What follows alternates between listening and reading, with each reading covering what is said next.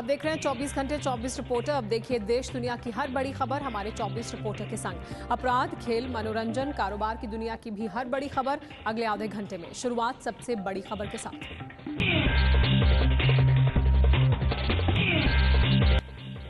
Gas की कीमत को लेकर एक बार फिर मोदी सरकार की सफाई आई है। गुजरात सरकार की ओर से बयान जारी कर कहा गया है कि गैस की कीमत बढ़ाने के लिए चिट्ठी मोदी सरकार ने नहीं, जीएसपीसी यानी गुजरात स्टेट पेट्रोलियम कॉरपोरेशन ने लिखी थी। केंद्र को भेजी गई चिट्ठी पर सफाई दी है नरेंद्र मोदी ने गुजरात सरकार ने, और कहा है कि गुजरात सरकार की तरफ से चिट्ठी नहीं भेजी गई थी बल्कि जीएसपीसी की तरफ से चिट्ठी भेजी गई थी। आपको बता दें गैस की कीमत $14 करने को लेकर वो चिट्ठी भेजी गई थी, जिस पर अब सफाई आई है मोदी सरकार की तरफ से कि ये चिट्ठी मोदी सरकार की तरफ से नहीं बल्कि जीएसपीसी की तरफ से थी।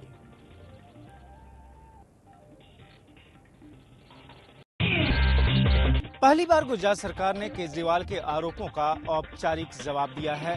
केजरीवाल ने मोदी के अंबानी अदानी से रिश्तों सहित कई आरोप लगाए हैं। अरविंद केजरीवाल के 4 बड़े आरोपों पर गुजरात सरकार ने जवाब दिए हैं। केजरीवाल ने आरोप लगाए थे कि मोदी आए तो किसानों की जमीन चली जाएगी और ये जमीन बड़े उद्योगपतियों को दे दी जाएगी। सरकार ने कहा है कि गुजरात की जमीन अधिग्रहण नीति काफी अच्छी है और जमीन अधिग्रहण बिना किसानों की सहमति के नहीं किया जाता।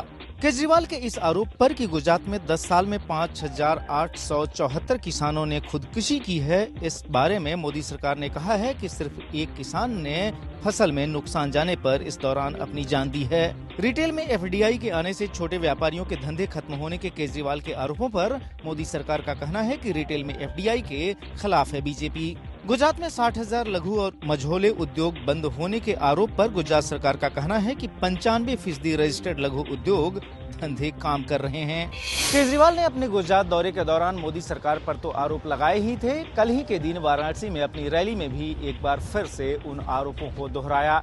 ऐसे में गुजरात सरकार की तरफ से ये जवाब आया है। गैस की कीमत को लेकर केजरीवाल ने मोदी पर एक बार फिर से निशाना साधा है। केजरीवाल का दावा है कि मोदी ने केंद्र से गैस के दाम $16 करने की सिफारिश की थी।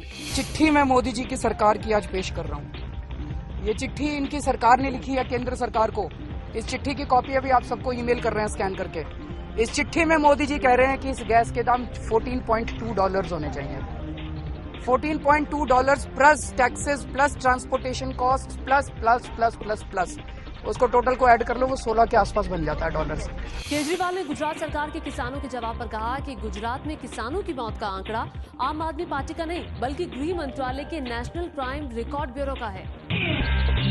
बीजेपी के प्रधानमंत्री पद के उम्मीदवार नरेंद्र मोदी ने आज से आधिकारिक रूप से चुनाव प्रचार आरंभ कर दिया और दिल्ली में भी उनकी सभा हुई। दिल्ली में नरेंद्र मोदी ने जबरदस्त हमला केजरीवाल पर बोला। कांग्रेस को गालियां देकर के वोट लेना और फिर कांग्रेस की गोद में बैठ करके कांग्रेस की मदद करने के लिए नए नए कारनामे करते रहना। दिल्ली की जनता इनको बराबर जान गई है कि कांग्रेस की बी टीम है। कांग्रेस का भला करना यही उनका मकसद है। उनको हिंदुस्तान की भलाई से कोई लेना देना नहीं है। बीजेपी के प्रधानमंत्री पद के उम्मीदवार नरेंद्र मोदी की पूर्वी दिल्ली की रैली के दौरान न सिर्फ कार्यकर्ताओं ने लगाए हर हर मोदी के नारे, बल्कि खुद नरेंद्र मोदी के मंच पर मौजूद प्रवेश वर्मा ने भी, जो कि एक उम्मीदवार हैं इस चुनावों में, उन्होंने भी मंच से लगाए हर हर मोदी के नारे। हर हर मोदी, हर हर मोदी।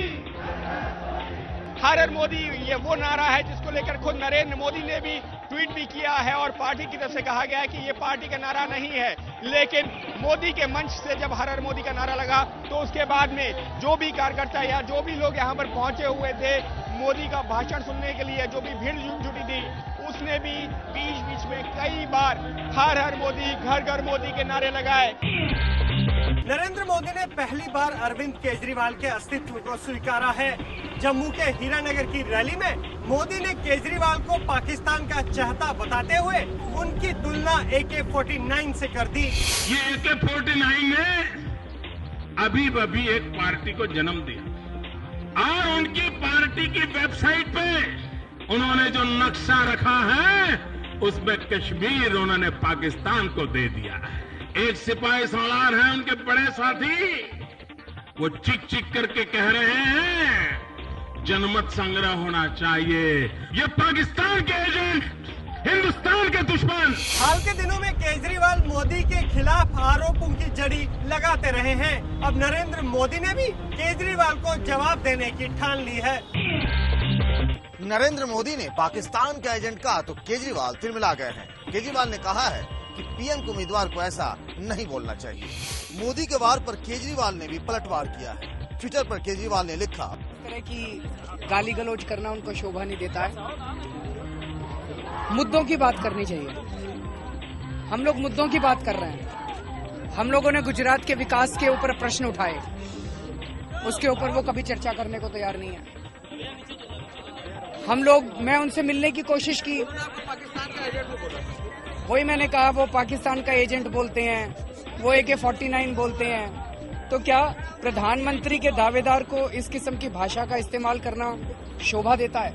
वाराणसी के मैदान में मोदी और केजरीवाल आमने सामने हैं। केजरीवाल अब विकास की बात कर रहे हैं, हालांकि वो जब तक मोदी को कोसने के अलावा और कोई राजनीति नहीं कर रहे। यूपी के बाहुबली मुख्तार अंसारी ने बीजेपी के पीएम उम्मीदवार नरेंद्र मोदी के खिलाफ वाराणसी से चुनाव लड़ने का ऐलान किया है। मऊ कोर्ट में पेशी के लिए आए मुख्तार अंसारी ने ये ऐलान किया। कांस्टेबल की हत्या के आरोप में यूपी के मऊ की कोर्ट में पेशी के लिए आए बाहुबली मुख्तार अंसारी ने चुनाव लड़ने का ऐलान किया। वो 2 जगहों से चुनाव लड़ेंगे। नरेंद्र मोदी के खिलाफ वाराणसी से चुनाव लड़ने के अलावा घोसी से भी पर्चा भरेंगे। वो अपनी पार्टी कौमी एकता दल के टिकट पर चुनाव लड़ेंगे। मुख्तार अंसारी वाराणसी से पिछली बार भी चुनाव लड़े थे। वो बीजेपी के मुरली मनोहर जोशी से सिर्फ 17,000 वोटों से हारे थे। रहने को घर, बीमार हुए तो मुफ्त दवा और सबको पेंशन। जनता को लुभाने के लिए कांग्रेस ने अपने घोषणा पत्र में ये सारे वादे किए हैं। प्रधानमंत्री मनमोहन सिंह, कांग्रेस अध्यक्ष सोनिया गांधी और राहुल गांधी की मौजूदगी में कांग्रेस ने घोषणा पत्र जारी किया। कांग्रेस के घोषणा पत्र के मुताबिक पार्टी अगर सत्ता में वापसी करती है तो सबको घर, मुफ्त दवा, सबको पेंशन का अधिकार मुहैया कराएगी। इसके अलावा कांग्रेस ने 70,000 लोगों को मिडिल क्लास की कैटेगरी में लाने का, 10 करोड़ युवाओं को हुनर सिखाकर 5 साल में नौकरी देने का भी वादा किया है। कांग्रेस के घोषणा पत्र में 20 साल तक जिस जमीन पर जिसका कब्जा रहेगा उसको मालिकाना हक देने का भी वादा किया गया है। इस मौके पर राहुल गांधी ने कहा है कि पार्टी ने अपने पिछले घोषणा पत्र के 95% वादों को पूरा किया है। कांग्रेस उपाध्यक्ष राहुल गांधी ने मोदी के लहर के दावों की तुलना इंडिया शाइनिंग कैंपेन से की है। राहुल ने कहा कि इंडिया शाइनिंग कैंपेन की तरह बीजेपी का गुब्बारा इस बार भी फूट जाएगा। BJP has the ability to carry out campaigns like India shining and they are doing it right now. We will see what the outcome of this election is on the day the ballots are cast and I am pretty confident that just like the balloon of India shining exploded, this balloon too will explode. Certainly, I had a slight understanding of Uttar Pradesh, and I can tell you, certainly this balloon is going to burst in Uttar Pradesh, 100%, not 90%, 100%. Rahul ने नरेंद्र मोदी के बारे में ये भी कहा कि उनकी नीति जोड़ने की नहीं बल्कि तोड़ने की है और ये देश के लिए घातक साबित हो सकता है। 2014 की जंग के लिए कांग्रेस ने अपना घोषणा पत्र जारी कर दिया है। इस मसले पर हमारे साथ बातचीत करने के लिए बीजेपी के राष्ट्रीय उपाध्यक्ष मुख्तार अब्बास नकवी जी, उनसे बात करते हैं। आपको लग रहा है कि पिछली बार जो वायदे किए थे वो कांग्रेस अध्यक्ष का कहना है कि उन्होंने तकरीबन पूरे कर दिए हैं और यूपीए 3 बनेगी तो हम ये सारे वादे भी पूरे करेंगे। एक जो सबसे बड़ा अधिकार इन्होंने दिया अपने मंत्रियों को, अपने नेताओं को, अपनी पार्टी को, वो राइट टू करप्शन था। वो उसको भूल गए। जो सबसे बड़ी उपलब्धि है वो राइट टू करप्शन है। इसलिए घोटालों के घंटाघर पे खड़े होकर के घोषणा पत्र नहीं बनता, घोटाला पत्र बनता है। तो इसको घोषणा पत्र नाम देने के बजाय उन्हें घोटाला पत्र बोलना चाहिए था। कांग्रेस के घोषणा पत्र में समलैंगिक संबंधों को लेकर भी बड़ा चुनावी वादा किया गया है। कांग्रेस ने अपने घोषणा पत्र में वादा किया है कि अगर वो चुनाव बाद सत्ता में आई तो समलैंगिक संबंधों को लेकर कानून बनाएगी। इस कानून में समान लिंग वाले वयस्कों के बीच सहमति से बने शारीरिक संबंधों को जायज माना जाएगा। कांग्रेस से पहले आम आदमी पार्टी और लेफ्ट पार्टियां समलैंगिक संबंधों को जायज बनाने के लिए कानून बनाने का समर्थन कर चुकी हैं। आपको बता दें कि सुप्रीम कोर्ट ने मौजूदा कानून के मुताबिक समलैंगिक संबंधों को अपराध करार दिया है, लेकिन साथ ही ये विकल्प भी दिया है कि सरकार चाहे तो नया कानून बनाकर इस फैसले को पलट सकती है। बिहार के मुख्यमंत्री नीतीश कुमार ने बिना नाम लिए मोदी पर निशाना साधा है। नीतीश ने कहा है कि पैसा खर्च करके छवि बनाने की कोशिश की जा रही है। ऐसा एकाधिकारवादी सत्ता स्थापित करने के लिए इतना धन लोग झोंक रहे हैं इस चुनाव और एक तरफा प्रचार। नीतीश ने कहा देश को पूंजीपतियों के एकाधिकार से बचाना है। नीतीश ने मोदी की बीजेपी को पूंजीवादियों के एकाधिकार वाली नए अवतार की बीजेपी बताया है। जिस जमात में अपने बुजुर्ग लोगों का जिन्होंने खून पसीना एक करके पार्टी को बनाया, अब भाजपा जो नए अवतार में आई है वो अपने पार्टी को तो ठीक रख ही नहीं सकती है, देश को क्या चलाएगी? देश को ही नहीं चला सकते हैं और ये साबित हो गया। नीतीश ने मोदी को ज्यादा तवज्जो न दी जाने की नसीहत भी दी। बाबा रामदेव ने सोनिया गांधी पर निशाना साधा और साथ ही साथ में प्रेस कॉन्फ्रेंस के दौरान उन्होंने कहा कि उमा भारती जो है उन्हें चुनाव लड़ाना चाहिए सोनिया गांधी के सामने रायबरेली से। क्यों?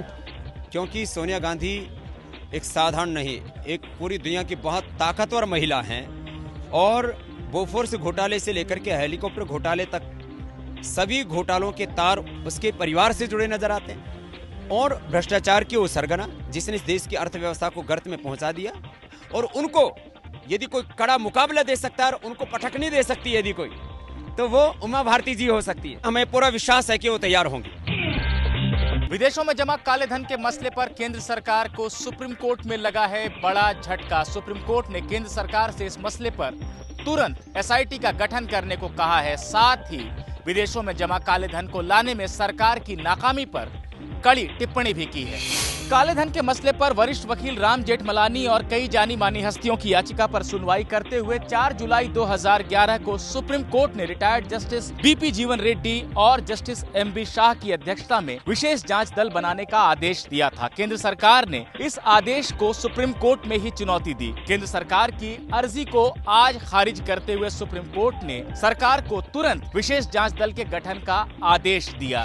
सुप्रीम कोर्ट ने ये भी कहा कि काले धन को वापस लाने में सरकार की नाकामी की वजह से देश में प्रति व्यक्ति आय काफी कम है, जबकि प्रति व्यक्ति टैक्स देनदारी बहुत ज्यादा है। सहारा समूह के प्रमुख सुब्रत राय को जमानत पर रिहा करने के लिए सुप्रीम कोर्ट राजी हो गया है। सुब्रत राय की हिरासत के खिलाफ सहारा समूह की याचिका पर सुनवाई करते हुए सुप्रीम कोर्ट ने सुब्रत राय को रिहा करने के लिए ये शर्त रखी है कि अगर सहारा समूह निवेशकों के बकाया 20,000 करोड़ रुपए में से 10,000 करोड़ रुपए की पहली किश्त चुकाने को तैयार हो जाता है तो सुब्रत राय को रिहा किया जा सकता है। सुप्रीम कोर्ट ने कहा है कि 10,000 करोड़ रुपए में से 5,000 करोड़ रुपए सहारा समूह को नगद में सेबी के पास जमा कराने पड़ेंगे, जबकि 5,000 करोड़ रुपए की बैंक गारंटी सुप्रीम कोर्ट में जमा करानी होगी। सुप्रीम कोर्ट की शर्त पर सहारा समूह को कल जवाब देना है। सुब्रत राय 4 मार्च से जेल में बंद हैं। क्या बीसीसीआई अध्यक्ष एन श्रीनिवासन की कुर्सी जाएगी? स्पॉट फिक्सिंग और सट्टेबाजी को लेकर जस्टिस मुद्गल कमेटी की रिपोर्ट पर गुरुवार को सुप्रीम कोर्ट में फिर सुनवाई होगी। सुप्रीम कोर्ट ने 2 दिन के अंदर श्रीनिवासन को इस्तीफा देने के लिए कहा था, लेकिन उन्होंने अब तक कुर्सी नहीं छोड़ी। आईपीएल सट्टेबाजी और स्पॉट फिक्सिंग मामले में श्रीनिवासन के दामाद गुरुनाथ मय्यप्पन आरोपी हैं और श्रीनिवासन पर मय्यप्पन को बचाने के आरोप लगते रहे हैं। कोर्ट ने 2 दिन पहले बीसीसीआई अध्यक्ष एन श्रीनिवासन को कहा था कि निष्पक्ष जाँच के लिए उन्हें इस्तीफा दे देना चाहिए। श्रीनिवासन और बीसीसीआई अधिकारी कुछ भी कहने से बच रहे हैं, लेकिन कई क्रिकेट एसोसिएशन उनके इस्तीफे की मांग कर रहे हैं। आईसीसी ने इसे बीसीसीआई का अंदरूनी मामला बताया।